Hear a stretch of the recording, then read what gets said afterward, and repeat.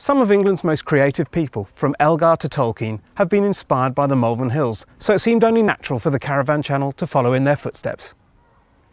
My family and I have been here at the Blackmoor Camping and Caravanning Club site in Worcestershire for a few days, and we've discovered that the area's fantastic combination of stunning scenery and charming little towns make it the perfect place for a bargain British break. We'll tell you a bit more about the site later on, but for now we're off to check out those fantastic views.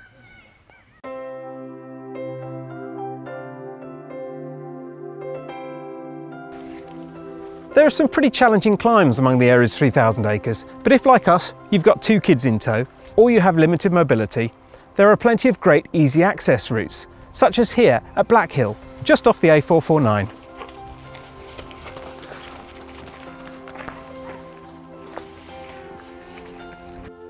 Like a mini mountain range, the Malvern Hills ridge stretches for 8 miles. It has a rugged beauty, not dissimilar to the Welsh mountains, which is hardly surprising, because we're not far from the Welsh border here. From the top, you can look across to Herefordshire Beacon, the site of one of the region's many Iron Age hill forts. There are also spectacular views out over the River Severn Valley, and down to pretty towns such as Great Malvern, made prosperous by the area's natural spring waters. It's not hard to see why this has been designated an area of outstanding natural beauty. It's reputedly the landscape that inspired J.R.R. Tolkien to create the wild fantasy land of Middle-earth. But now we're getting thirsty, and just a few miles down the road there's a place that feels a world away, a quaint English town full of traditional treats, and that's where we're off to now.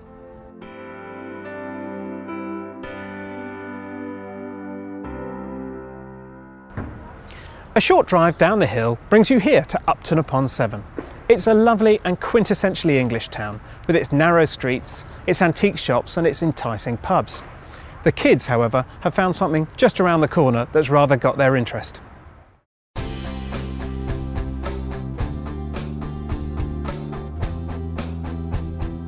The old sweet shop is a delicious blast from the past, with all of those treats you remember from school tuck shops or village stores, from pear drops to cola pits.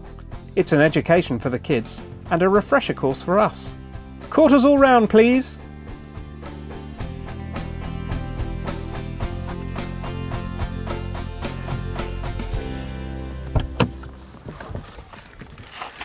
If you take the scenic route back to Blackmoor from Upton, you could stumble across Clive's Fruit Farm. It's worth a trip in itself, with a fantastic farm shop, a play area, free roaming animals and a cafe. There's a great selection of local produce and beers, and the farm produces its own cider too, the perhaps appropriately named Wobble Juice.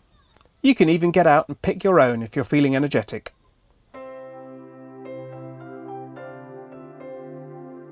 Well, we're back on site to catch our breath before the next adventure. We've discovered loads of free things to do in the area, but if you're a National Trust member, it's well worth remembering your card, because there are lots of great places to go as well. We can heartily recommend Croom Park, which is just up the road and features the first landscaping masterpiece by Lancelot Capability Brown. But the kids have had enough culture for 1 week, so in a minute I'm going to pack them in the car and head over to the Wye Valley to try our hand at canoeing. I'll try to take a few shots as we paddle along.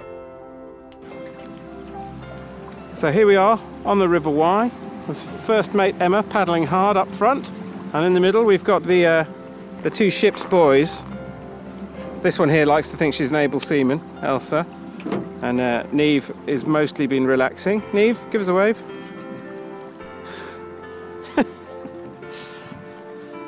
And the landscape here is absolutely beautiful. It's just a fantastic way to spend a day.